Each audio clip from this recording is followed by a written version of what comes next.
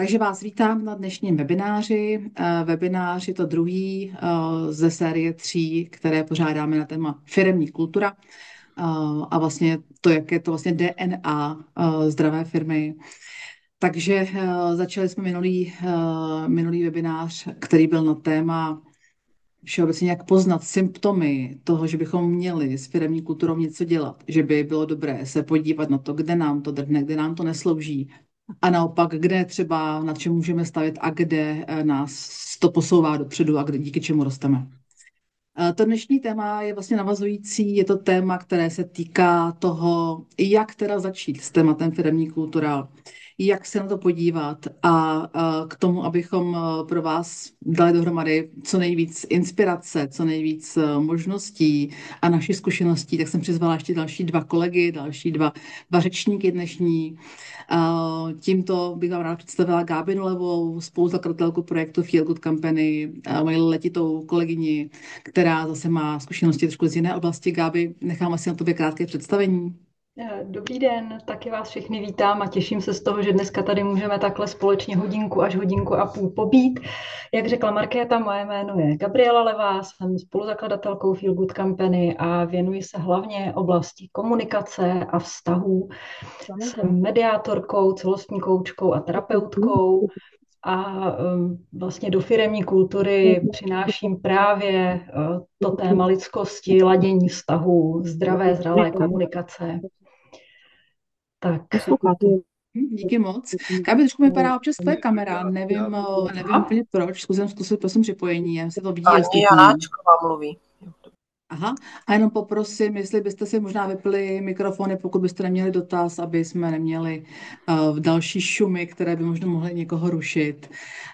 Možná ještě zmíním, kdybyste měli dotazy, poprosím radši na konci, tam bude ten prostor, který je určený pro to, ale na druhou stranu budeme rádi za vaše dotazy, budeme rádi za vaše zkušenosti, sdílení, kterému bychom rádi dali prostor zhruba po té hodince, 50 minutách toho, co tady máme pro vás připraveného.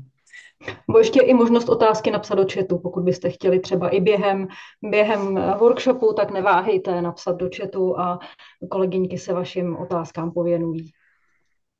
Děkuji moc. A dalším naším hostem je Radek Bílý, také dlouholetý, vlastně i známý kamarád. My se známe s Radkem dlouho, nicméně jsme se dlouho neviděli osobně a já tak nenápadně sleduji jeho kariéru, fandím. A Radku, kde jsi za svých x desítek let praxe brouzdal? No tak děkuju za úvod a zdravím všechny z deštivých Českých Budějovic tentokrát. No, moje kariéra začala víceméně v médiích, od Českého rozhlasu po televizi Nova, tak nějak ty média mají blízko do marketingu, tak ten mi byl pak souzen jakoby dál. A protože jsem měl, teď nevím, jestli tu štěstí nebo smůlu se stát víceméně vždycky vedoucím toho marketingu v té společnosti, tak jsem i častokrát byl součástí jakoby toho vrcholového vedení v té firmě, čemuž je i nyní ve firmě Photomate. My jsme v podstatě poměrně evropským lídrem, máme pobočky ve 23 zemích a řešíme prostě věci okolo velkých fotovoltaik, bateriových úložišť a toho, co je všechno dneska jako moderní ohledně obnovitelných zdrojů. A víceméně tak jako marketing mi byly souzení víceméně firmy, které se pohybují okolo infrastruktury, ať ze začátku to byla vodárenská infrastruktura a v posledních jako asi 15 letech je to energetika. Takže poměrně jako horká témata v té energetice, která teď prochází nějakým, jako bych řekl, historickým vývojem a uvidíme, jestli skončíme všichni v blackoutu anebo v CO2 příjemném prostředí. Tak. Snažte se. Vaši energii potřebujeme. Záleží, jak bude svítit. Perfektní, moc děkujeme. Pro nás možná ještě doplním, že právě když jsme s Market uvažovali, jakého hosta na dnešní webinář pozvat, tak musím říct, že Radek byl takovou první volbou, protože se známe nejenom v té přátelské rovině, ale já jsem měla to štěstí s Radkem i pracovat.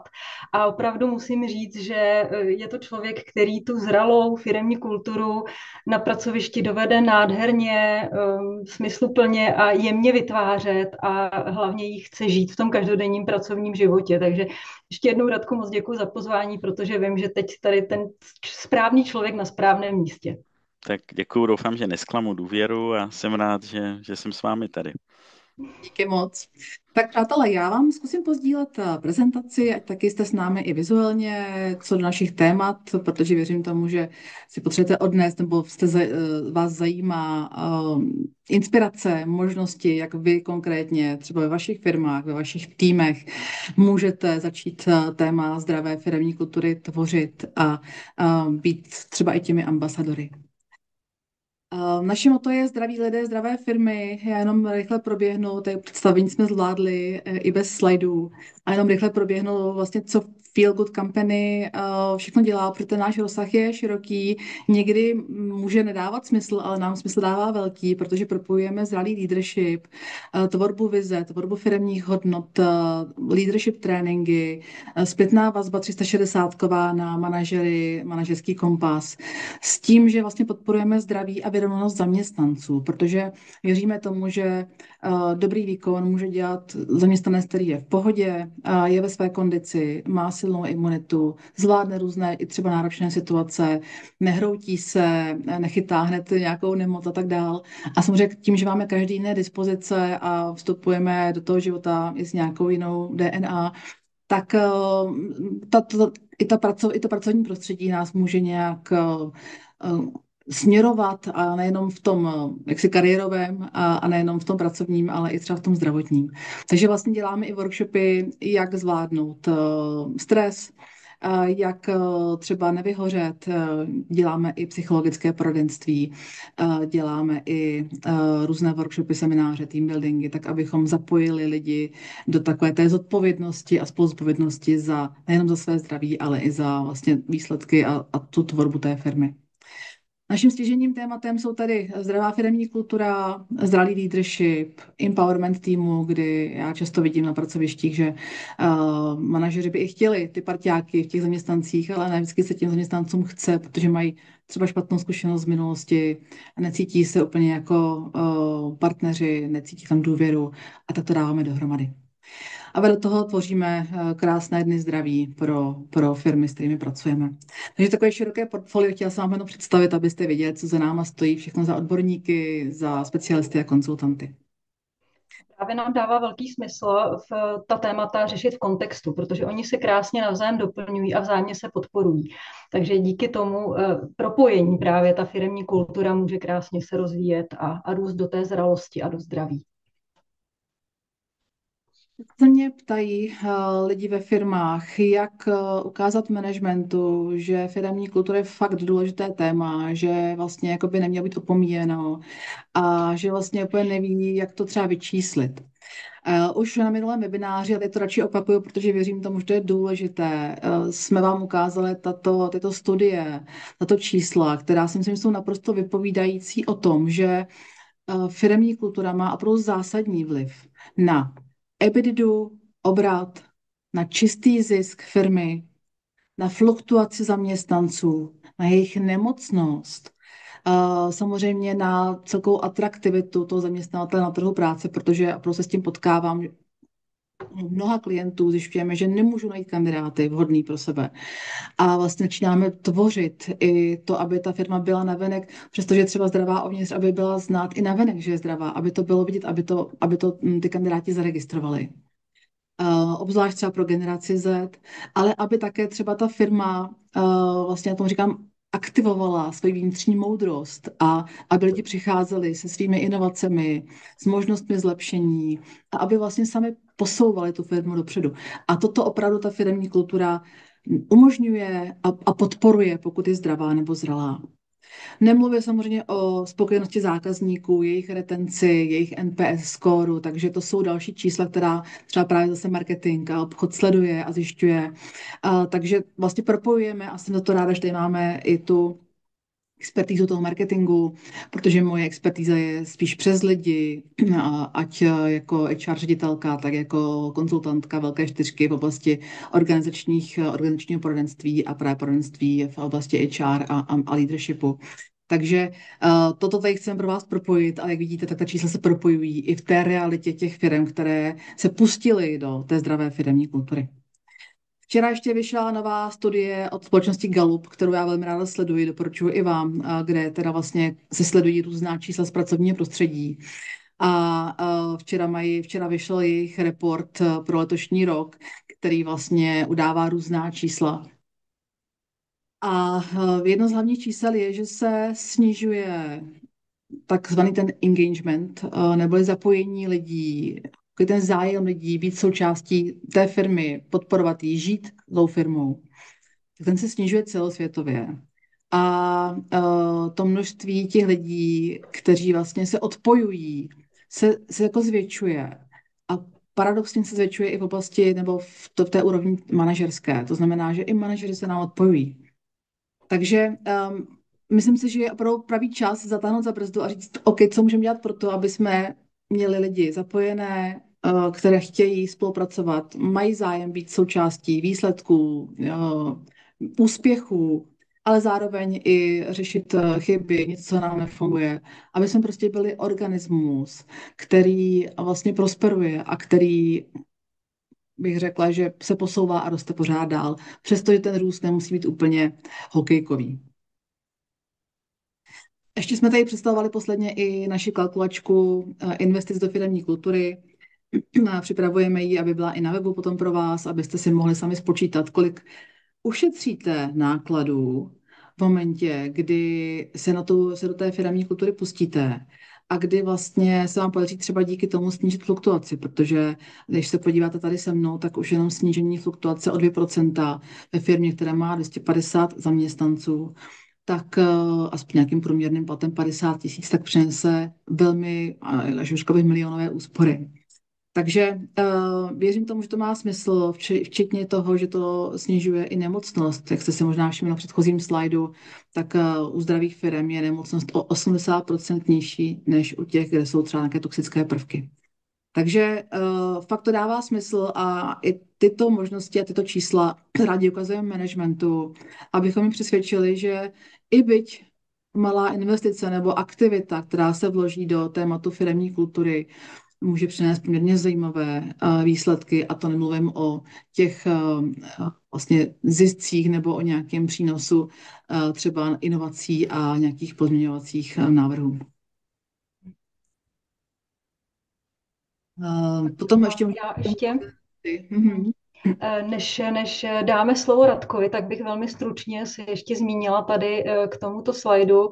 Ohledně generace Z jsme se bavili také na předchozím workshopu, takže samozřejmě pokud vás to téma zajímá, určitě doporučujeme zhlédnout záznam nebo se podívat na naší prezentaci. Nicméně jenom velmi stručně, jako považujeme za důležité dneska opět zmínit vlastně tu nutnost, aby zaměstnavatelé už přemýšleli, jaké pracovní podmínky, jaké pracovní prostředí vytvořit tak, aby vůbec byly zajímaví pro lidi z Gen Z, protože ty jejich představy a jejich preference, hodnoty jsou velmi odlišné od těch předchozích generací, nebo zejména třeba od té naší. Takže jenom upozorňujeme na to, abyste se těm tématům případně už pověnovali teď, abyste byli zajímavým zaměstnavatelem, který skutečně jako vyhraje ten někdy možná až boj potom o ty správné kandidáty, protože ta cesta k tomu, aby bylo možné uspět na tom trhu práce jako zaměstnavatel, je už aktuální právě teď. Takže jenom přečtěte si i třeba článek, který Markéta k tomuto tématu připravila. A je to taky téma, které velmi, velmi hluboce souvisí s firemní kulturou budoucnosti. A jak vidí firemní kulturu náš host, Radku, prosím tě, jak ty vnímáš vůbec téma firemní kultury a hlavně tu její důležitost pro úspěch firmy? Na to, aby ta firma mohla vůbec efektivně fungovat, aby byla úspěšná. Tak já si myslím, že to je určitě důležitý faktor, který ovlivňuje i ty výsledky té firmy samozřejmě, protože když si to jenom tak jako nahrubo spočítáme, tak opravdu asi většina z nás tráví v práci možná víc času a aktivních hodin, když odečtu spánek, než doma. A myslím si, že nikdo z nás by nechtěl žít asi v rodině, kde by mu to prostředí a ty vztahy jako nevyhovovaly. Takže když si to promítneme jenom do tohoto časového prostoru, tak opravdu v té práci jsme skoro víc než doma a chtěli bychom, aby to fungovalo aspoň, nebo bylo to tak příjemný a zdravý, jako to třeba máme většina z nás doma. Takže to je první faktor, který si myslím, že je důležitý a zamyslet se nad tím, když si to člověk takhle jakoby spočítá. A samozřejmě si myslím, že určitě je tam v každém případě to propojení, že když budete chodit do práce, budete ve firmě, kde ta firemní kultura nebude úplně nejlepší nebo bude až jako toxická, tak si myslím, že dřív nebo později se to určitě bude projevovat u každého nějakým způsobem, nějakou nemocí, která se samozřejmě nedá jakoby přiřadit a priori, že to vzniklo z toho toxického prostředí nebo z té špatné firemní kultury. Ale je to v podstatě daný, protože vy tam budete žít v určitém jakoby stresu v nějaké úrovni a to prostě ten vliv na vaše zdraví bude mít, jenom to není exaktně prokazatelný. Ale řekl bych, že znám hodně konkrétních případů, kdy se to víceméně dalo téměř 100% potvrdit, že to je důsledek toho prostředí pracovního. A úplně stejně to bude fungovat, když budete mít to doma špatně a bude ta, řeknu, soukromá firemní kultura na tom špatně, tak se to bude promítat na to zdraví taky. To zdraví nerozlišuje, jestli ty stresové věci a jiný pocházejí z domova nebo z práce. Takže už jenom z tohoto pohledu si myslím, že je to velmi důležitý. Je to dost, si myslím, argumentů, aby to pro každého z nás mělo nějakou hodnotu a vytvořili jsme si tu firmní kulturu nejlépe, jak můžeme. No vlastně už i přibývá vědeckých výzkumů, kdy přímo je potvrzena souvislost s nadměrnou mírou stresu, strachu na pracovišti, zejména s kardiovaskulárními onemocněními a dalšími zdravotními neduhy, takže opravdu jako jednoznačně už máme i potvrzeno, že přesně takto nás to jako lidi ovlivňuje. No, Když se zeptám směrem k té firmě, Radku, co tam vnímáš jako zásadní efekt toho, když ta firemní kultura je zdravá nebo naopak toxická jako na výsledky firmy? Je to možné třeba i z toho pohledu jako managementu nějak vysledovat? No, já si myslím, že se to určitě projevuje přesně tak, jak jste to tam měli v menší míře té neschopnosti. To si myslím, že tam určitě jakoby tenhle ten dopad bude mít, jenom zase bude velmi těžký to prokázat, protože když je to zdravý, tak máte nízkou a když je to špatný, tak samozřejmě to roste. A to bych řekl, že jako hlavní asi dopad pro tu firmu, že i ten výkon těch lidí, já si myslím, že když prostě budete dělat práci, která víceméně ji budete vidět jako smysluplnou, budete si i vážit toho a budete mít radost z toho, že jste prostě něco dokázali v té práci, tak vám půjde možná i lépe od ruky, než když to bude prostě, že zase musím vyplnit tuhle tabulku a zase to musím někam poslat a ten zase po mně něco chce a takovýhle věci, které už od začátku vidíte jako nesmysluplný, tak to jsou všecko takový do té mozaiky, prostě ty prvky, který Haló? Jo, my tě slyšíme? Slyšíme se? Jo. Jo. Takže to jsou všechno ty prvky, které se v tom budou jakoby odrážet a pořád jako pro mě platí ta paralela, jako srovnat si to i s tím soukromým životem, že ta práce je víceméně velká část vašeho života a chcete prostě chodit do místa a do prostředí a do týmu, kde je to fajn. Myslím si, že od toho tady právě všichni jsme, protože to cítíme, vnímáme to jako základní impuls toho, proč ty věci měnit. A já přesně souhlasím s váma. Já jsem teďka zrovna nedávno školila jaké i lékaře, primáře, ředitele nemocnic a i ty sami řekli, že už přesně mají vysledováno. A já to taky doporučuji vždycky firmám. Začněte sledovat, v jakých týmech máte vyšší nemocnost, protože tam něco zřejmě v tom týmu nefunguje úplně dobře. A když to bude samozřejmě dlouhodobé. A mi to sami potvrdili ti lékaři a ti šéfové, třeba primáři, že ví moc dobře, že když je tam jako není dobrá atmosféra, lidi tam nechodí rádi nebo něco takového, tak vlastně si třeba i prodlužují neschopenku záměrně, aby prostě jako nemuseli úplně do práce, jo. Takže je to znát i z těch neschopenek. Vždycky říkám, začněte pracovat s daty, která vlastně se dají měřit, což je třeba právě konkrétně neschopnost. Jo. Skvěle, děkuju. A my jsme teda přišli s modelem Feelgood firemní kultury a nastudovali jsme pro řadu různých metod, jak se na firemní kulturu dívat. Ať to je Barrettová hodnotová metodika Investors in People, které jsem už před 25 lety zaváděla díky znalosti z Velké Británie do českých firem.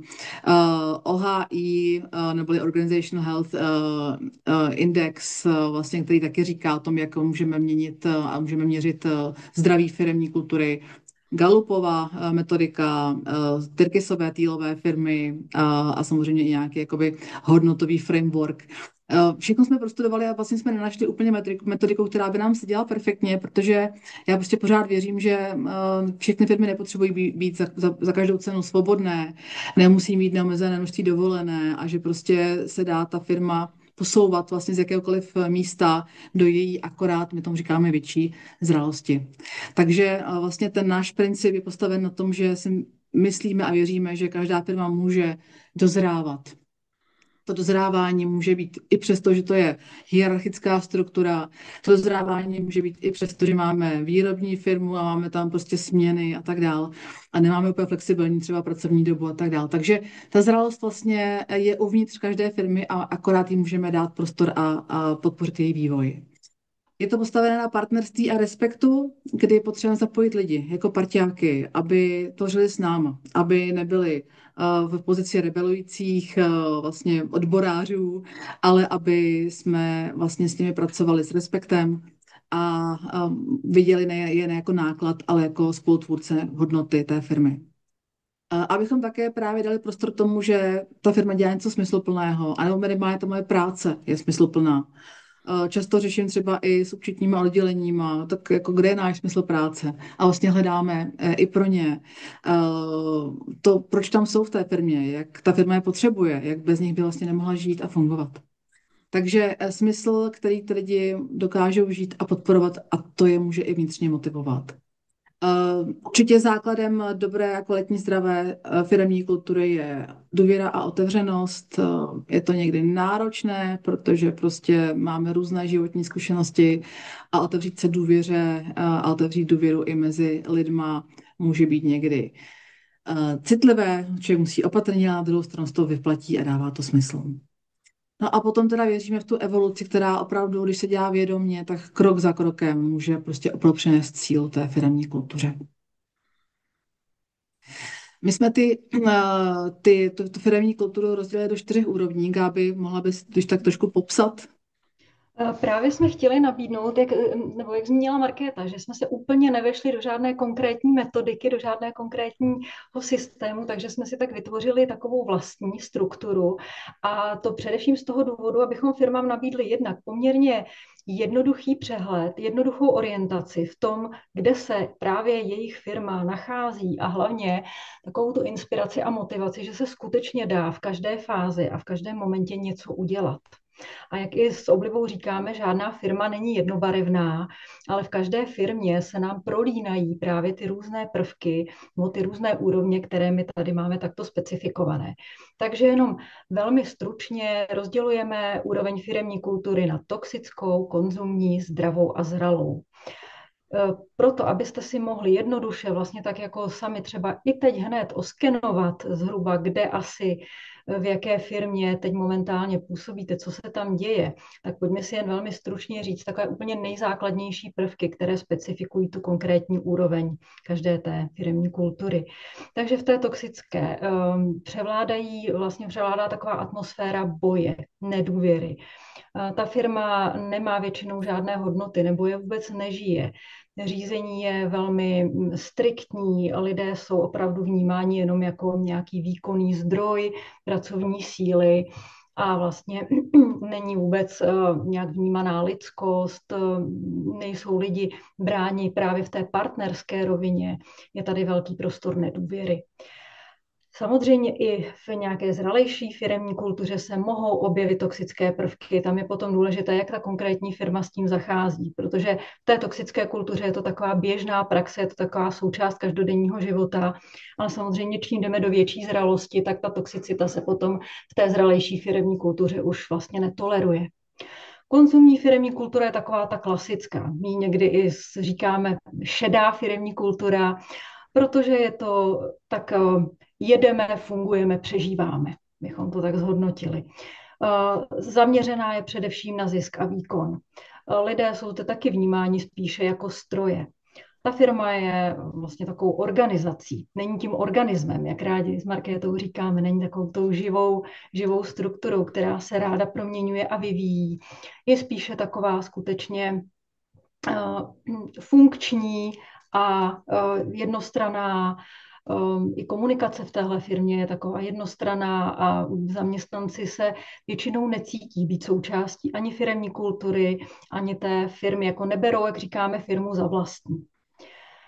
No a pak už začínají ty dvě zajímavější úrovně, do kterých rádi směřujeme naše partnery a klienty, a to je zdravá a zralá. Takže zdravá firemní kultura, ta už je opravdu zaměřená na spolupráci, respekt, důvěru. V této firmě se otevřeně komunikuje. I když je třeba hierarchická, tak vlastně ta hierarchičnost nezabraňuje tomu, aby vlastně fungovala komunikace, aby fungovaly smysluplně procesy. Je tam velká míra zodpovědnosti, kterou přebírá jednak vedení, ale jsou motivováni i lidi k převzetí zodpovědnosti. A samozřejmě se podporuje inovativní myšlení a růst. A to jak růst finanční, ale ten zdravý, udržitelný, tak samozřejmě i růst osobnostní. Takže lidé jsou podporováni ve vzdělávání, v osobnostním růstu. A zralá, tak ještě takový nadstupeň té zdravé firemní kultury, kde skutečně ta firma je postavená na vizi, na hodnotách, směřuje za nějakým, někdy rádi říkáme, i za vyšším záměrem, protože zisk tady v té firemní kultuře není tou prioritou nebo není tím jediným cílem, ale firma už skutečně působí i s určitým jako celospolečenským přesahem. A zejména lidi, kteří se vlastně účastní téhle firemní kultury, ať jsou to externí spolupracovníci, zaměstnanci, tak vlastně jdou za touto vizí. Často přímo si vybírají tento typ firmy sami ti kandidáti, že právě pro tuto firmu díky firemní kultuře chtějí pracovat. Takže je tam velká úroveň zralosti, velká úroveň zralého leadershipu, kdy skutečně ti lídři jsou těmi přirozenými autoritami, těmi inspirátory, těm svým týmům. A zejména teda opravdu je tam skvěle fungující komunikace, zralá, postavená na sdílení, na kvalitní zpětné vazbě a ta firma, jak říkáme, roste spolu se svými lidmi. Já možná doplním, děkuji moc Gábi za to uvedení těch úrovní. Jak jsme říkali, neznám vlastně jednobarevnou firmu. Jo? Neexistuje firma jenom toxická nebo jenom zralá. Vždycky se to všude někde kombinuje. A my máme na našem webu takový zdarma takový dotazník, říkáme mu scan firemní kultury, scan field company, kdy si můžete sami projít základní otázky, které vás můžou provést právě tím, jak to konkrétně máte u vás. Bude to samozřejmě váš obrázek, možná kolega by to udělal jinak. Máme i klienty, kteří si to třeba z začátku udělali celý tým managementu, a pak si to spolu porovnávali, jak to, kdo vidí tu firemní kulturu. Takže tato možnost tady je a je na tom krásné to, že proto tam můžete hned vidět, kde máte ty červené a šedivé sloupce výrazně vyšší. A vlastně i v rámci toho skinu máte už rozdělené různé oblasti, které prostě někde můžou být skvělé. Třeba jsem pracovala ve firmě, která měla perfektní vztah k zákazníkům, obchodním partnerům, opravdu jako na tom trhu působila velmi zdravě, velmi vstřícně vůči klientům. Ale některé věci třeba, které se týkaly lidí, spolupráce, interní komunikace, nám tam drhly.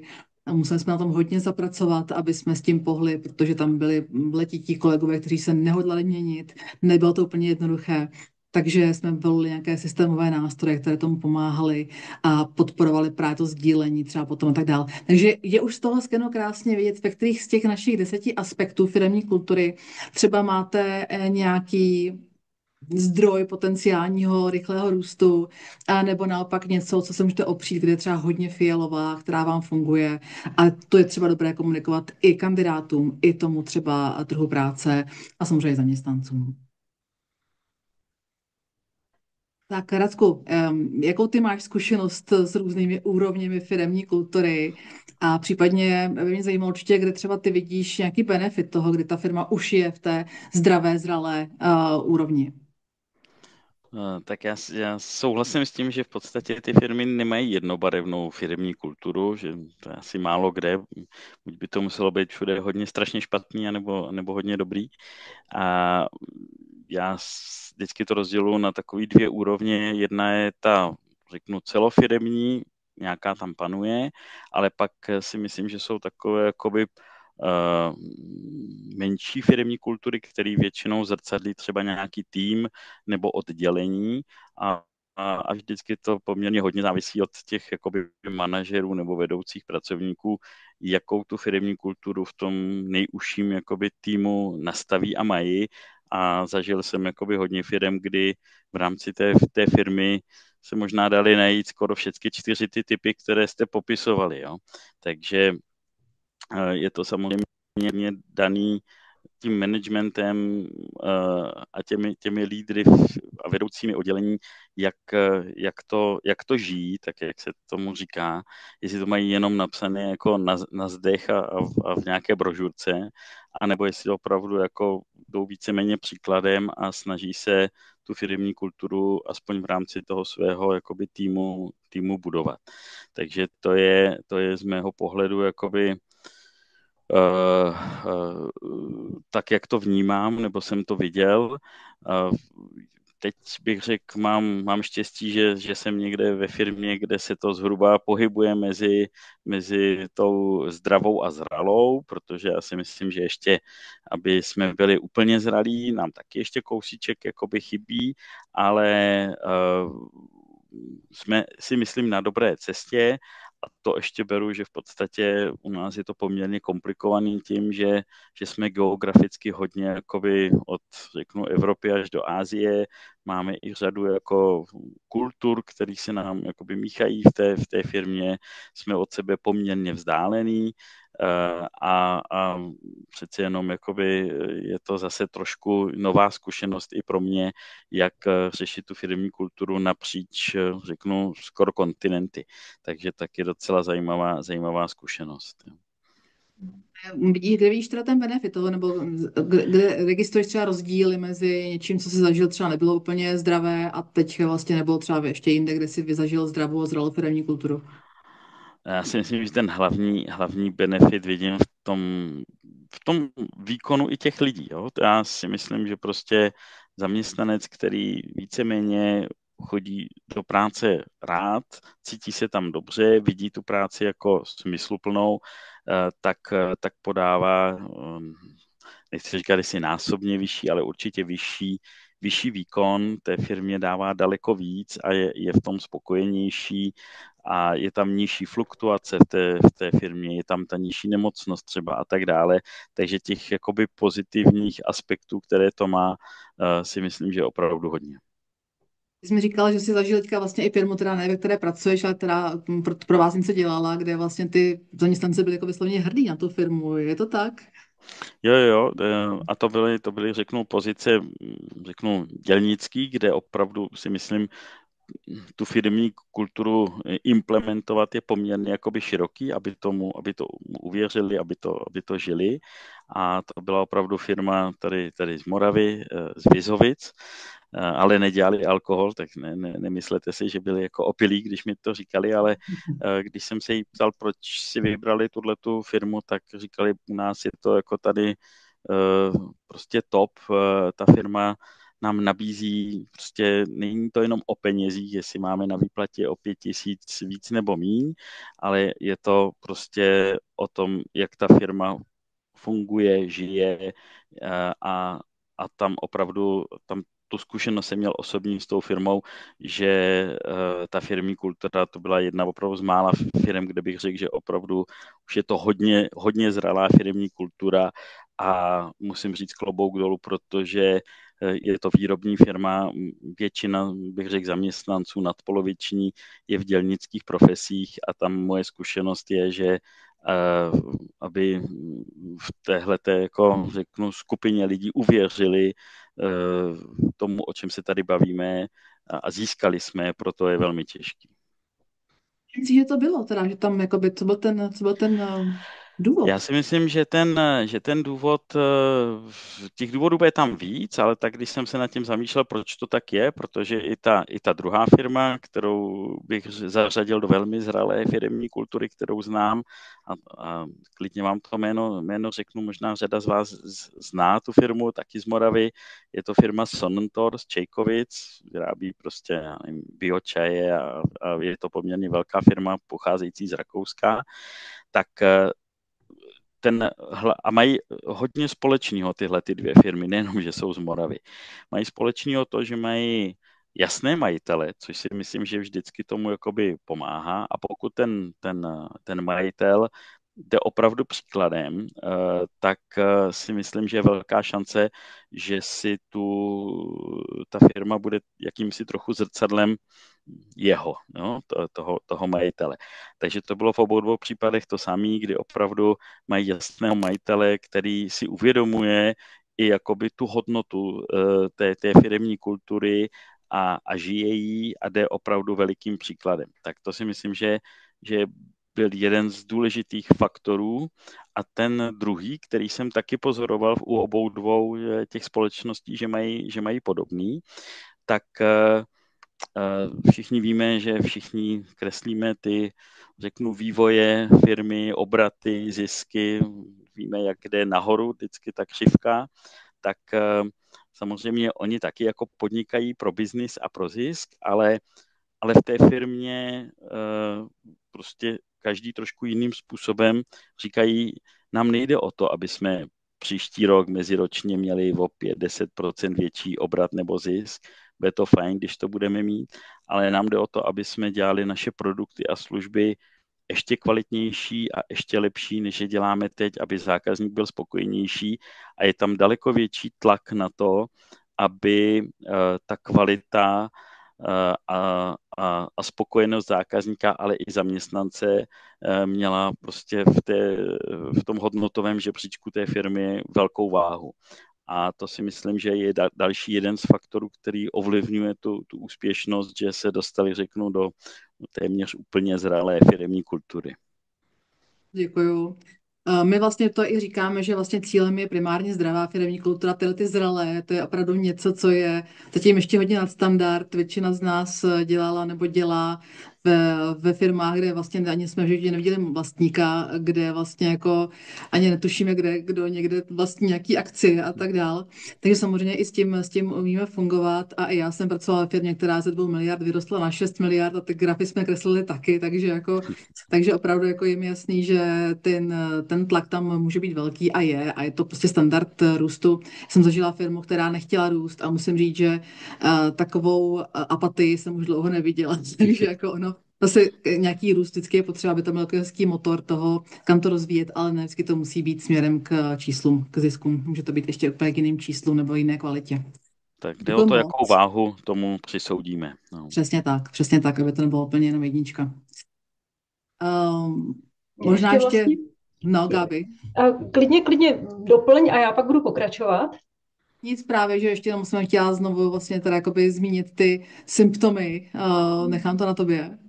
Já bych vlastně ještě ráda zmínila jednu věc a to, co mi vyplynulo teď z Radkových slov, že vlastně tu zdravou a zralou firemní kulturu může tvořit úplně každý člověk, nebo každý člověk se může v té firmě podílet na tom, aby ta firma se posouvala do zdraví a do zralosti. A to je vlastně taky také jako naše feel good poselství, nebo tak to, čím rádi inspirujeme a vlastně všechny lidi ve všech firmách, aby zkrátka se nenechali zastavit tím pojmem firemní kultura, nebo aby si prostě někdo, kdo je řadovým zaměstnancem, nebo kdo je někde vlastně v nějaké nižší úrovni té hierarchické struktury, si neřekl, já nemůžu nic dělat. To je jenom otázka managementu a s tím se jako nedá nic, i když bych rád.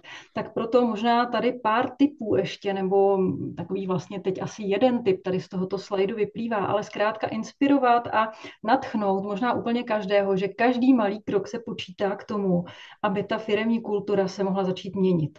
Protože jedna věc je, že uděláte nějaký konkrétní krok a další věc je ta, že inspirujete tím i lidi okolo sebe. A takovým jedním aspektem je to začít si všímat a vnímat, co se vlastně u vás v té firmě každý den děje. Na pracovišti, v kuchyňkách, takové té opravdu každodenní běžné atmosféře.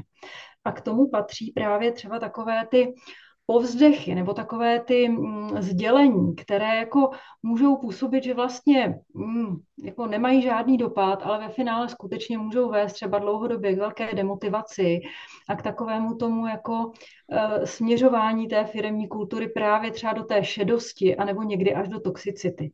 Takže mějte nastražené ucho a naslouchejte tomu, co se u vás říká po chodbách a nebo i třeba v zákulisí a vnímejte vlastně tu atmosféru, to naladění té vaší firmy. Jo? Když třeba slyšíte, na naše školení není čas, peníze ani chuť a stačí být loajální k šéfovi, hodnoty nikoho nezajímají. No, nebo když si pročtete vlastně tahle ta sdělení, můžou být velmi pro vás takovým jako návodem na to, že už něco nefunguje a že by bylo fajn začít třeba pomalu něco měnit. Minimálně se ptát na důvody, proč se lidé takto cítí a co je vlastně vede k tomu, že tenhle ten postoj vlastně zaujímají. Takže jak začít? Jste tady pro nějaký návod, pro nějakou inspiraci?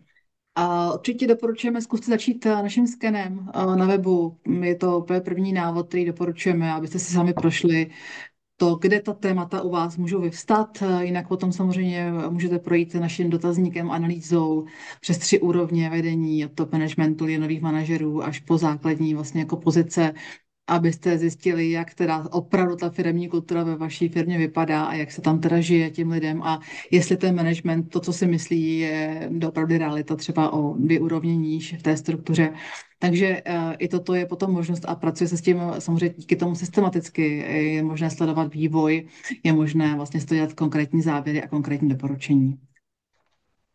Pokud teďka nemáte v ruce ještě takovéhle data, tak samozřejmě je na vašem zvážení a na rozhodnutí, jak teda k tomu přistoupíte. Pokud máte po ruce byť i část managementu, která věří tomu, že firemní kultura je důležitá, stejně jako Radek, a vnímá to téma jako zásadní pro úspěch, kvalitu fungování, dlouhodobou prosperitu té firmy, tak můžete zvolit takzvané top-down řešení. Dá se to udělat i v momentě, kdy ta firma je třeba v krizi a hledá vlastně možnosti, jak se posunout dál, i jak něco změnit. Jo, bylo to třeba období covidu, kdy spousta firm vlastně naopak přemýšlela teda, jak můžeme fungovat jinak, abychom nemuseli třeba zastavit provoz, abychom nemuseli tady propustit část zaměstnanců. Takže i v ten moment vlastně najednou můžeme mluvit o tématu firemní kultury jako o naprosto legální procesu nebo legálnímu systémovému zákroku k tomu, abychom tu krizi zvládli. Nebo naopak, pokud vás čeká zásadní růst, může to být třeba otvírání nových poboček. Je dokázáno, že firmy, které mají silnou firemní kulturu, tak mnohem lépe zvládají otevírání nových poboček, nových lokalit, regionů, růst, než firmy, které nemají silnou firemní kulturu a kde se to pak tvoří organicky a ne vždycky úplně správně. A nebo naopak, když třeba máte někoho nového managementu, tak využijte tu energii, ten pohled toho někoho zvenku s jinýma zkušenostma a vlastně pracujte s tímto člověkem tak, abyste postupně tou firmou vlastně dokázali prorůst tu novou firemní kulturu. Pokud tuto možnost nemáte, a samozřejmě zažila jsem i to, že pro ten management nemá zájem úplně ty věci řešit, nebo nevidíte jako zásadní téma, má jiné priority, tak pořád nezoufejte, je možný zvolit zvané bottom-up řešení, to znamená řešení vlastně od kohokoliv z toho prostoru v té firmě směrem nahoru. Trošku výhodu mají lidi z HR, z personálního oddělení, kteří můžou některé systémové věci nastavovat pro celou firmu. A jste tak třeba lidi z interní komunikace nebo třeba interní auditoři, kteří zase tu firmu vidí v celku v nějakém nadhledu. Takže vlastně ty mají nějakou výhodu, ale to neznamená, že třeba já ve svém týmu si nemůžu to své prostředí udělat zdravé či zralé.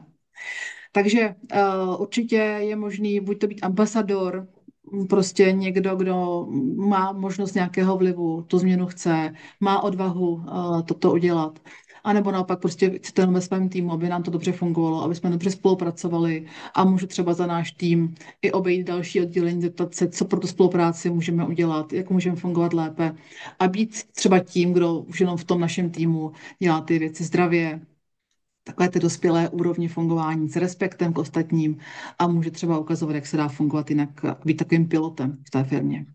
Takže určitě je možné zvolit tato dvě směry, anebo to i kombinovat, pokud máte tu možnost a šanci teda mít parťáka ve vedení, nebo to vedení to vezme za své, tak zároveň to podporovat nějakými systémovými řešeními přes celou firmu, ať to jsou třeba různé způsoby získávání zpětné vazby od lidí, ankety, dotazníky, jiný typ interní komunikace, otevřené dveře a tak dále. Dá se to potom krásně propojovat dohromady. Tak, Právě nemusí to být žádné velké kroky, velké změny a hlavně obrovské investice pro to, aby ta firemní kultura se mohla vlastně začít hezky posouvat směrem do zdraví a zralosti. Takže s čím máme skvělou zkušenost třeba u firem, které skutečně chtěli začít postupně a začít nějakým mírnějším způsobem tu firemní kulturu měnit, než jít úplně vlastně od hora a měnit celou strukturu. Tak krásně nám funguje mentoring, coaching pro zájemce o firemní kulturu, ale vůbec i o zájemce pro nějaký zásadnější osobnostní rozvoj. Tak to velmi jako úspěšně a velmi efektivně pracujeme třeba právě s lídry, kteří skutečně chtějí posunout sebe, aby na základě své zralosti mohli potom opravdu jako dopřát ten rozvoj svým kolegům, zaměstnancům a samozřejmě, aby byli tím skutečně zralým lídrem, který reprezentuje tu zdravou nebo zralou firemní kulturu. Velmi dobře se osvědčily konzultace nebo osvědčují konzultace s odborníky. A to s odborníky na nejrůznější témata, protože díky tomu, že opečujeme takzvaně nějakého třeba klíčového člověka v té firmě, tak zase ta firma na tom jako velmi benefituje tím, že třeba takového člověka nepřijde.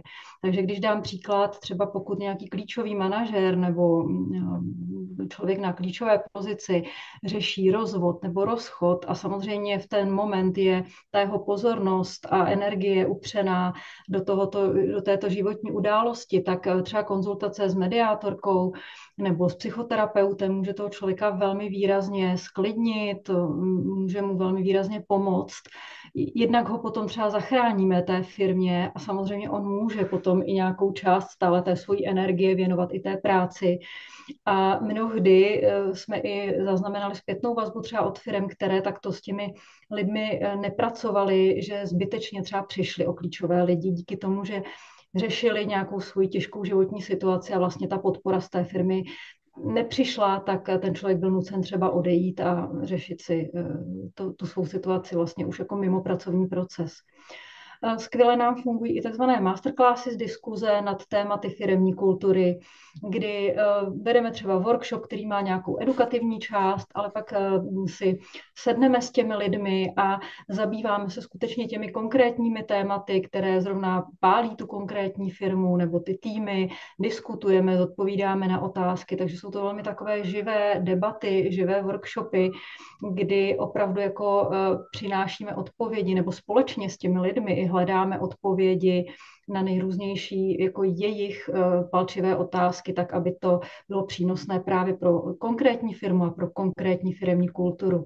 Velmi hezky nám tam i funguje třeba taková naše originální metoda práce s koláží Vision Way, kdy i skrze vlastně práci přes motivy obrázků vlastně se dostáváme ještě hlouběji do těch témat a můžeme je daleko efektivněji řešit. Skvěle jsou i prezentace, které vlastně rozebírají to téma firemní kultury a mohou být velmi úzce zaměřené nebo opravdu jako specifikované zase pro konkrétní potřeby, pro konkrétní úroveň, tak, aby jsme pomocí třeba té edukace skutečně posunuli jednotlivé lidi nebo i týmy, jednak v tom zájmu o téma, ale i samozřejmě v těch konkrétních potom dovednostech. Já jen Poučení. doplním, jestli můžu, promiň, jen Určitě. doplním, určitě úplným základem, kdybyste potřebovali, tak jsou jakékoliv konzultace vlastně na téma, co vás v té firmě aktuálně pálí, jo, co vlastně teďka řešíte za téma, a to může být opravdu cokoliv, někdy řešíme toxické lidi na pracovišti, někdy řešíme, jo, takže vlastně někdy to může být jakoby i taková jako základní jenom konzultace vůbec, co se nám tam děje a co se s tím vůbec dá dělat, tak i tyhle ty vlastně jako někdy hodinové konzultace člověka nasměrují tím správným směrem a vlastně může buď to v klidu se na něco soustředit, nebo naopak říct, OK, to teďka řešit nebudeme a budeme se třeba dívat na nějaké jiné téma. Oni vlastně tyhle konzultace, jak Marké zmiňuješ, krásně slouží k takové orientaci nebo vůbec zorientování se v tom tématu a zorientování se třeba pro lidi k té konkrétní firmě v tom, co skutečně jako je teď třeba dobré řešit, anebo naopak i podívat se na to, co už funguje, anebo co klidně můžeme v tuto chvíli ještě odložit. Já bych tě možná tady zrovna posunul, pojedeme dál, máme už jenom 10 minut, tak ať to Mhm. stihneme. Takže ty jenom jako určitě jsou různé kroky, které je možné udělat směrem kupředu a někdy člověk jako vlastně tuší sám, jakým směrem může jít a někdy možná potřebuje nějaký parťáky k tomu všemu, takže určitě tam je různá řada možností. A já možná sama chci jenom projet tady ty základní, řekla bych, možnosti řešení té firemní kultury v momentě, kdy mám toho parťáka nebo jsem součástí managementu. A to je vlastně například téma vize firmy, protože ať to vypadá často jako něco napsaného na webu, či na nástěnkách, nebo někde se to opakuje někde v nějakých jako strategických dokumentech firmy, tak ne vždycky to je úplně vlastně živé téma. Takže vlastně i dá se v rámci managementu, v rámci vedení dobře proběhnout a dobře prodiskutovat, kde tu vizi opravdu žijeme, jestli ta vize je stále ještě platná, jestli to je něco, co nás vlastně všechny motivuje, to je náš motor směrem kupředu. A co konkrétně v té vizi třeba jsou ty naše poslání, anebo jak to krásně doplňujeme třeba tématem hodnot, jo, firemních. Takže tu vizi je dobré si zrevidovat, uvědomit si, proč vlastně teda tady fungujeme, protože to proč potřebují sdílet i vaši zaměstnanci. A připravit k tomu třeba komunikační mapu, aby opravdu se to téma té vize dostalo až úplně k neposlednímu člověku v té firmě, aby oni viděli třeba kandidáti, kteří se k nám hlásí, aby jsme se potkali tím pádem v tom jejich proč a našem proč. Takže i toto může být vlastně třeba nějaká pomůcka potom v tom, aby jsme ty lidi zapojili víc do toho, co se děje. A je to samozřejmě i o tom, aby ten management tu vizi někde neustále měl v patrnosti a veškeré kroky k ní směřoval. Určitě je dobré začít dělat jakékoliv ankety mezi lidma, ptát se těch lidí, protože ty lidi často ví mnohem líp než vy někde v managementu, co potřebují ke své práci, aby jim to šlo efektivněji, úsporněji, rychle, s lepší spoluprací a tak dál. A já vždycky říkám, začněte se ptát vašich lidí. Jakmile se začnete ptát vašich lidí, tak spoustu věcí vám vyplyne úplně automaticky, co máte řešit a čím můžete tu firmu posunout kupředu. Takže zahájit jakýkoliv třeba i inovační projekt díky tomu, protože já třeba mám zkušenosti, děláme ve firmách různé zpětnovazebné dotazníky a když se s těmi tématy pracuje, opravdu se ty témata využijou, vytěží se, tak ta firma rozkvétá a je to na tom neskutečně vidět a moje zkušenost je v tom buď to velmi špatná, a to je to, že se udělá dotazník a dá se do šuplíku výsledek, anebo že se s tím výsledkem pracuje a pak ta firma opravdu rozkvete. Jo, je to krásné to pozorovat.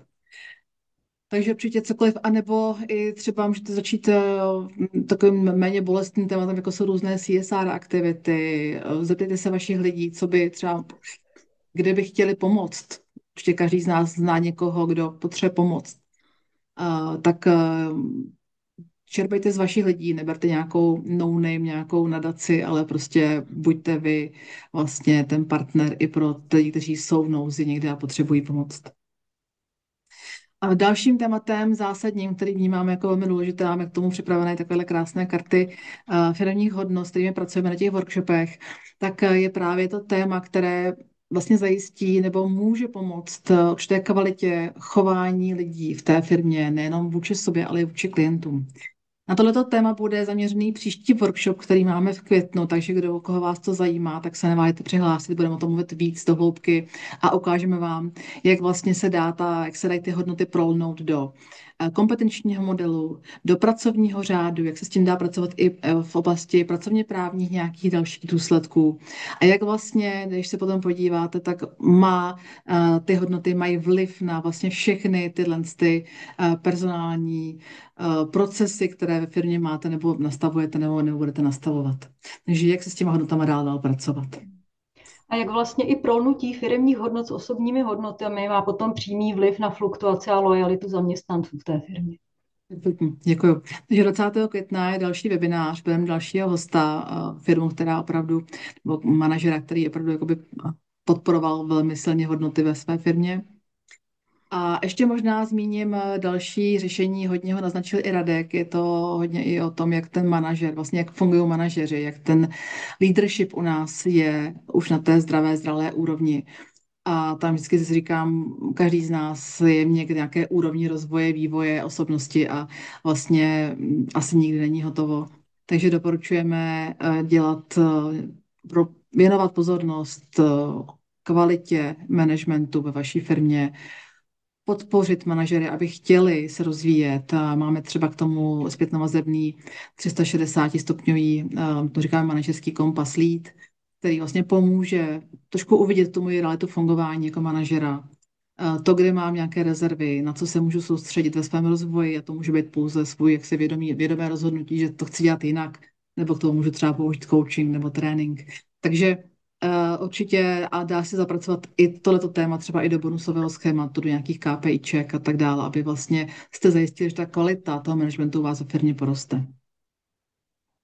Vždycky říkám, naučte manažery ptát se na zpětnou vazbu, třeba po proběhlé poradě. Ať se manažer zeptá, jak ta porada byla pro lidi efektivní, smysluplná, byl to smysluplně strávený čas, co by doporučili dělat jinak. Ptejte se těch lidí, ptejte se toho vašeho týmu, on často ví a umí poradit, akorát my se neptáme. No a jak já říkám, určitě je možný jakkoliv další řešení ze zhora dolů nebo právě i z toho boku vlastně jakési systémové řešení udělat jakýkoliv dotazník zpětné vazby mezi zaměstnanci. Krásně nám funguje týmová 360, kdy vlastně každý člověk může dát zpětnou vazbu na to, jak se mu spolupracuje s různými týmy. Vyplývají z toho někdy úplně triviální řešení typu, že nespolupracují informační systémy nebo že někde si nenavazují komunikace správně, předávání informací. A stačí vyřešit často i drobnost a najednou ta spolupráce se zlepšuje a hlavně jsme to schopni díky dotazníku i měřit to zlepšování té spolupráce a té efektivity práce lidí. Takže dělejte ankety, dělejte různé focus groups, propojte lidi na různých tématech, třeba právě téma interní komunikace. Mám velmi ráda, když se vlastně z každého oddělení nebo z každé divize třeba vezme někdo, kdo je zapojený do projektu tvorby interní komunikace, protože teprve potom jste schopni trefit to, co ta firma reálně potřebuje ve svém životě slyšet, co ty zaměstnanci jim chybí za informace, co potřebují třeba nějaké navazující informace od ostatních oddělení a tak dále. Takže interní focus groups můžou krásně fungovat na různý taky témata, která se prolínají tou firmou. Nebo exchange program, který vlastně mění lidi na pracovištích třeba na den, na dva, kdy se potkávají lidi, kteří dělali jsme takový jeden exchange program mezi centrálou a call centrem, kdy před tím exchange programem padaly různé, až jako řekla bych, nadávky navzájem, jak kdo nefunguje.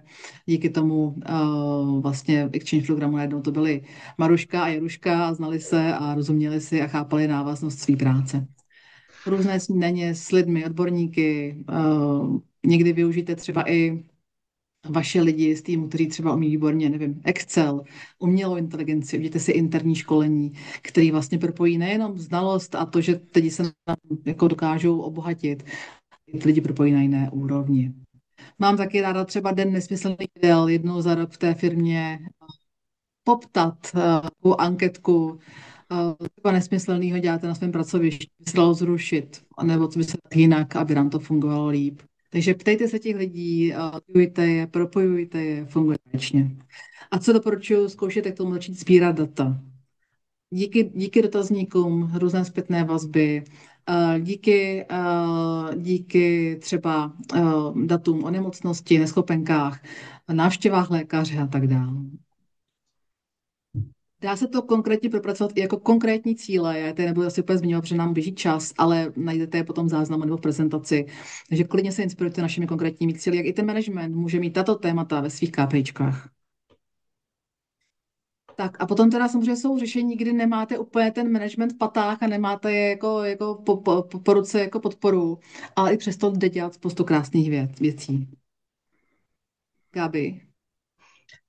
Jsou to různé opravdu malé změny, například třeba dny zdraví, různé přednášky a hlavně ta podstata je inspirovat skutečně lidi, aby měli zájem vůbec něco vytvářet, aby se stali skutečně těmi tvůrci vlastně toho posunu té firemní kultury. Krásně funguje třeba právě poděkování, pochvala, ocenění drobných úspěchů, společné aktivity, které ale skutečně dávají těm zaměstnancům smysl.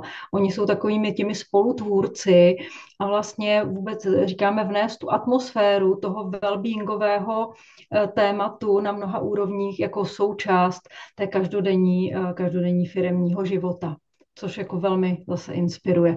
Konkrétní tipy vlastně budete mít v prezentaci, kterou vám dáme jako součást tady našeho workshopu, takže si můžete inspirovat tady našimi jednotlivými tipy. Určitě máme pro z praxe od klientů spoustu jako hezkých tipů, jak lze rozproudit vlastně i ty pozitivní témata. Zažili jsme u jednoho klienta, kdy měli na schodišti mezi dvěma patry, měli nalepené post-ity s poděkováními, nebo prostě v kuchyňce byla tabule, na kterou si kreslili každý týden nějaké vtipy. Jsou to drobnosti, které ale ve finále opravdu potěší a vlastně tu atmosféru zlepší.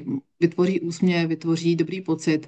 A my to feel good propagujeme, kudy chodíme a věříme tomu, protože to vidíme i na organismu, který funguje na hormonální bázi, jak vlastně ten i být malý drobný pocit změní nastavení organismu a díky tomu vlastně i otevře inovativnost, otevřené myšlení, pomáhá lidem třeba být víc konstruktivní místo destruktivní a tak dále. A dá se jít do skutečně i takových jako velmi originálních témat.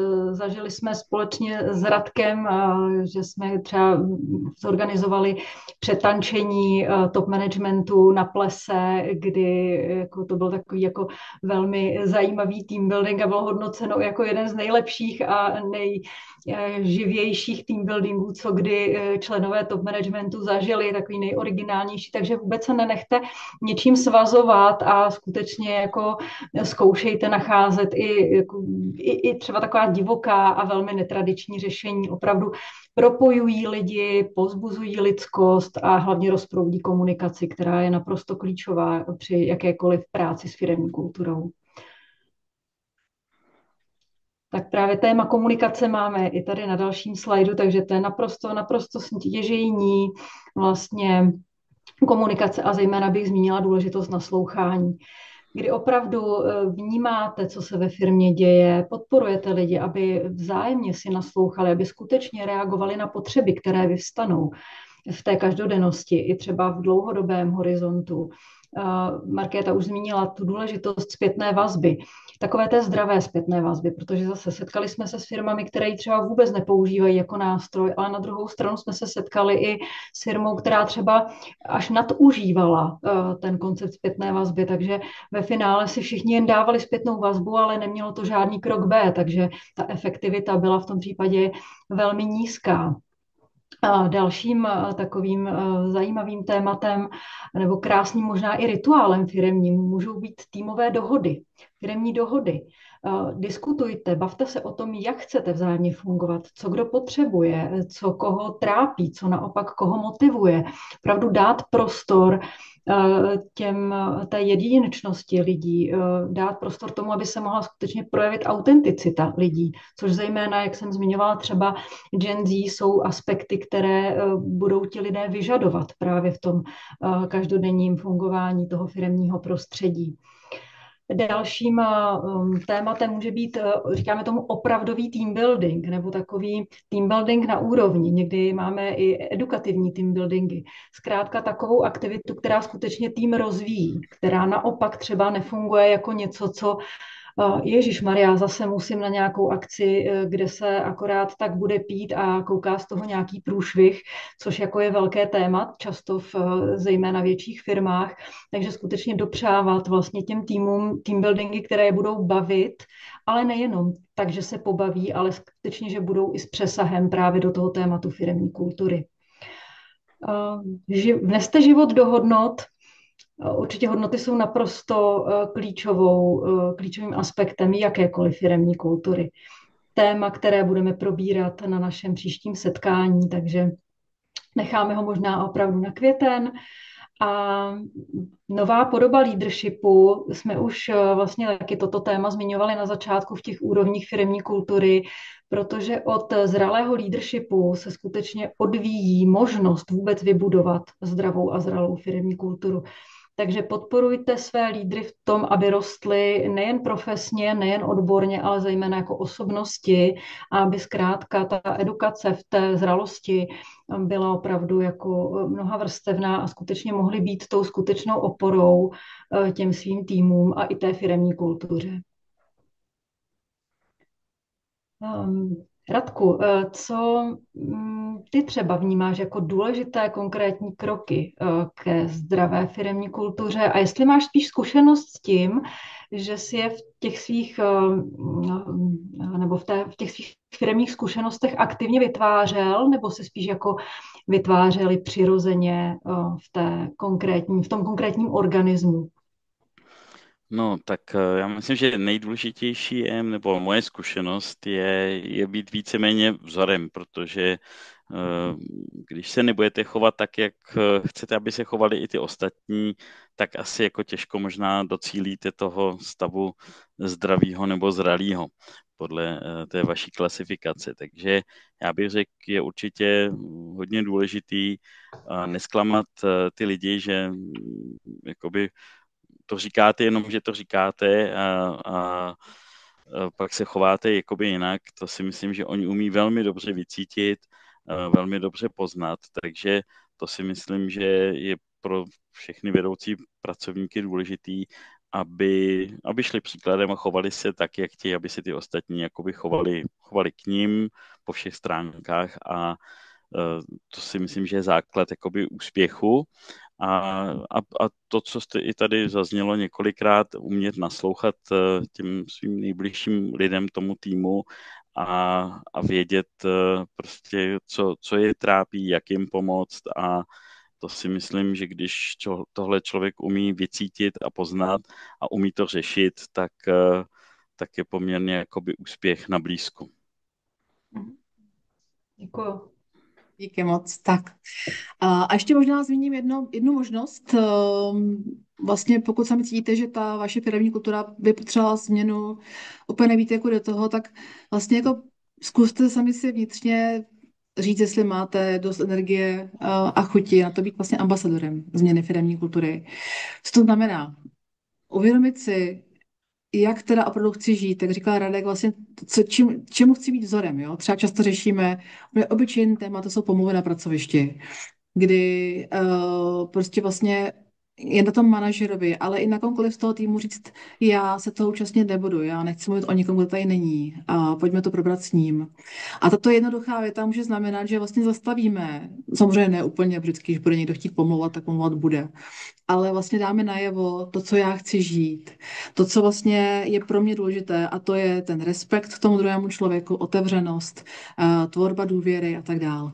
Takže je to na nás, aby jsme se uvědomili, jak teda to chceme my tvořit vlastně jako ambasador, jak to chceme žít, ať to jenom v našem týmu, nebo všeobecně třeba vůči managementu a často máme velký pocit autority vůči managementu, nevíme, co si můžeme dovolit, aby to nebylo špatně, aby jsme nebyli perzekuovaní, ale na druhou stranu máme zkušenost výbornou třeba s jednou řekl bych, holčinou, která pracovala taky v marketingové pozici, jako víceméně s součástí managementu, ale neměla žádný tým.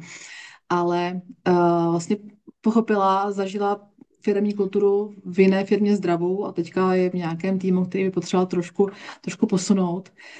A vlastně díky coachingu našla odvahu a stala se ambasadorem té změny firemní kultury a ta firma opravdu jakoby začíná pracovat se zpětnou vazbou na manažery, s rozvojem manažerů a je to na té atmosféře úplně znát, jak najednou pookřáli a najednou vidí takovou naději v tom, že se ty věci mění, že mají směr a že ty lidi získali chuť, že se něco děje. Jo? Takže nebát se toho, že i byť se tím sama nebo sám v té roli toho ambasadora, tak někde se podpořit trošku třeba buď to někým z týmu, s někým dalším. Ta kolegyně se třeba propojila s HR manažerkou a vlastně postupně ty věci rozproudily a dali tomu úplně nový směr. Takže jenom si zvědomit, co chci, vlastně proč tam jsem, proč mám ty pocity, co chceme žít, nebo co bych já chtěla žít v té firmě. Nebát se dělat takový malý ostrůvek té změny a vlastně jenom hezky konstruktivně dávat najevo, že bychom to rádi jinak, že jsou možné konkrétní řešení, jak můžeme fungovat jinak. Ať to je právě buď to mým vystupováním, mým jednáním, anebo třeba systémovými řešeními typu jiná interní komunikace. Třeba nebudeme posílat e-maily, ale třeba natočíme video, protože na to video se bude dělat mnohem víc lidí. Třeba neuděláme pracovní řád, ale děláme infografiku k tomu, která spoustu lidí provede základními pravidly a nebude to prostě 20stránkový nečitelný dokument, jo. Takže, který samozřejmě jste musí někdo podepsat, ale to je druhá věc. Ale ta infografika pomůže v takové základní orientaci a tak dál. Takže je možné dělat i takovéhle malé změny, které postupně vlastně se tou firmou propíšou a ty lidi si uvědomí, že to jde dělat jinak. Třeba i ten management časem. No a samozřejmě i vyzdvihnout to, co vám tam funguje, protože vždycky něco funguje, vždycky je na co být hrdý, za co být vděčný. Určitě Určitě bych doporučila i právě to, co funguje, i komunikovat třeba svému okolí, jak svému týmu, tak svým kolegům. Opravdu zaměřujte tu pozornost i na to, co se daří, co je dobře, co je v pořádku, protože tím výrazně motivujete ostatní lidi k tomu právě, aby třeba chtěli nějaké změny dělat. Proměníte náladu, proměníte atmosféru v té firmě a z takového toho prostoru, že už je něco v pořádku, něco se daří, se jde daleko snáze dělat změny, než z prostoru marnosti a pocitu, že nic nefunguje a všechno je špatně. Z moci, jasně, super, děkuju. Takže určitě neváhejte použít i naše čísla vůči managementu, jak je důležité se tomu tématu věnovat. A nezoufejte, pokud se vám nepodaří hned udělat změnu. Zkuste aspoň změnit to, kde máte vliv, což je vaše nejbližší okolí, a vaše fungování, vaše působení, vaše energie, vaše nálada. Protože když tohle si uvědomí každý, nebo minimálně každý druhý ve vaší firmě, tak to bude úplně najednou vypadat celé jinak. Mluvte vůči managementu, vždycky říkám třeba HRovým manažerům, mluvte jazykem top managementu v číslech, EBITDA, použijte naše čísla, ukažte jim ty efekty, které jsou prostě od McKinsey, společnosti pro top společnosti na světě, která se tím zabývá, zkoumá to. Pracujte i s tématem atraktivity jako zaměstnavatele, která potřebuje dobré kandidáty, jak těžký je nabrat někdy kvalitní lidi, nebo jak lehké je ztratit někoho kvalitního.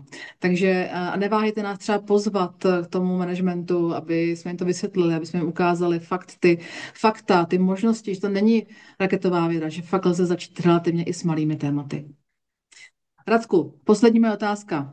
Jaký jeden jediný krok bys udělal k tomu, aby si firmu ozdravil? Tak já vám dám bonusově 2, jo. Super. Ten první je opravdu hodně těžký, těžko realizovatelný. Já si myslím, že pokud vůbec ten případ je a potřebujete ho uplatnit, tak je zbavit se opravdu těch toxických lidí, který víte, že asi jako nikdy na tu vaší stranu nezískáte, že vždycky budou vám podrývat to, co jako chcete vybudovat.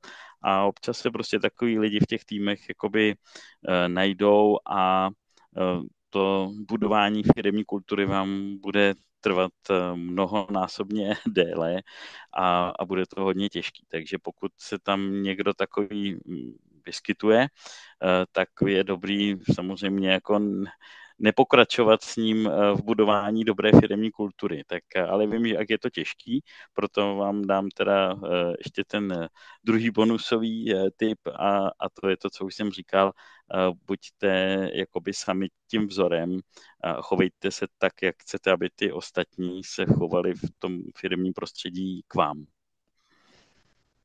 Díky, moc díky, já prostě souzním a jenom nezoufejte, s tématem toxických lidí pracujeme velmi často, víceméně skoro v každé firmě, kde se něco, jaká změna jako plánuje, tak se toto téma taky řeší.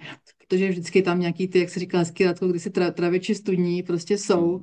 A, a, a jako vlastně je to velmi těžké se překlenout přes tohoto člověka nebo přes jeho vlastně jako vliv, jo. Umíme s tím pracovat tak, aby jsme buď to toho člověka třeba posunuli na jinou pozici, která nemá takovou moc vůči dalším lidem, třeba jako specializovanou. Umíme vlastně případně i z pracovně právních jako různých kroků vytěžit maximum pro to, aby jsme s tím člověkem velmi hezky rozloučili, aby to prostě nebylo bolavý. Jo, takže myslím si, že je řešení, které může pomoct a opravdu to řešíme buď to konzultací přímo s managementem nebo s HR odděleními. A někdy děláme i workshopy na téma toxičtí lidé, aby se právě vlastně v té firmě začalo chápat, které chování už není tolerovatelné, není v pořádku, aby na ně uměli zdravě zareagovat, aby to nebylo zase jenom forma boje nebo kritiky, ale aby to byla forma jenom konstruktivní zpětné vazby a nastavení hranic. Takže ale lze s tím jako různě pracovat, není to samozřejmě jednoduché a vždycky záleží i na managementu, jak toto téma chce řešit. No. Takže určitě, ale moc děkuji za tyto dva bonusové typy. Díky moc. Tak pro vás teďka teda prostor pro otázky, určitě nemáte se ptát, případně sdílet vaše zkušenosti. Prezentaci dostanete v mailu, jste jako záznam dnešního dne, ale je mi jasný, že každá firma řeší něco trochu jiného, trochu svého a možná by potřebovala spíš individuální nějaké naslouchání a případně konzultace, takže neváhejte se nám ozvat. Jsme tady pro vás, to téma je téma, kterým žijeme, je pro nás důležité. Všichni jsme si prošli různými korporáty, různými zkušenostmi, z nich čerpáme a věřím tomu, že máme pro co případně jako nabídnout, předat, anebo kde vás podpořit.